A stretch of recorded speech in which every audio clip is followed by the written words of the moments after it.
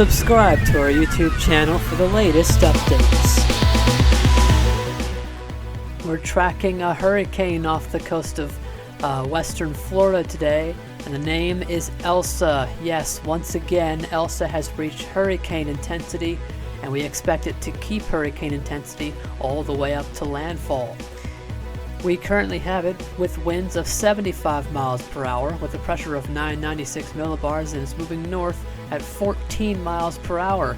We do have a CDPS stage rating of 2 for Cedar Key, Florida, either tomorrow, looking late morning into early afternoon for landfall. Wind speed is just above moderate, storm size just below moderate, rainfall potential moderate to significant. The overall threat is moderate, and stage 2 means that significant impacts are possible not only in Cedar Key, Florida, but along the west coast of Florida tonight. Here's the current wind fields. We do have some tropical storm force winds just on the coastline. 70 nautical miles for the northeastern quadrant, 80 nautical miles to the southeast, and 60 to the northwest.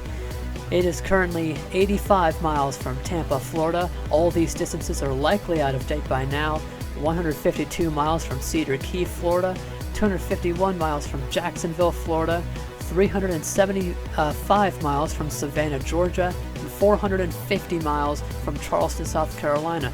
You can see all the alerts that we have below: a hurricane warning, storm surge warning, tropical storm warning, storm surge watch, and tropical storm watch, with their locations listed at the bottom of your screen. Pause the video if you would like to view what areas are in those alerts. The intensity spread, the satellite analysis, ADT and SATCON are down at 40 and 50 miles per hour. AMSU was just below hurricane intensity at 70 miles per hour, and the National Hurricane Center and Force 13, we're agreeing on 75 miles per hour at this time. Our latest forecast cone brings us in about 12 hours into around the Cedar Key area as a hurricane, and it does continue inland. We could see significant winds and rain as Elsa moves inland. You can see storm surge there, worst of it in the Big Bend, Florida, and Tampa Bay, 3 to 5 feet. Moderate risks for flash flooding along the western Florida peninsula and the South Carolina coastline.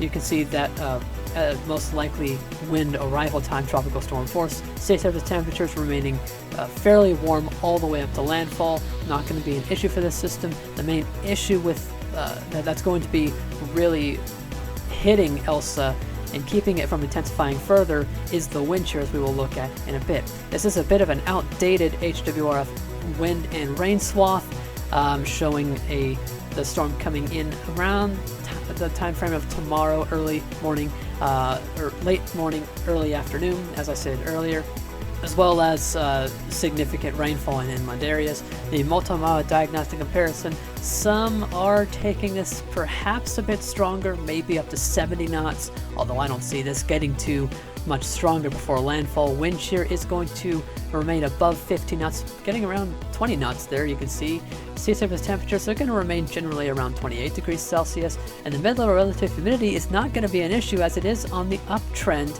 currently. Here's the current sandwich imagery of Hurricane Elsa. You can see that good blow-up of convection just west of Tampa, Florida. That contains the strongest winds of the storm. Thankfully, that's not going to come straight into Tampa, Florida, although as this continues moving north, it could push, again, 3 to 5 feet of storm surge into Tampa Bay and in the Big Bend region of Florida. Stay tuned to your local weather offices for the latest information. We could have tornadoes with this, and stay tuned to Force 13 for more updates on Hurricane Elsa.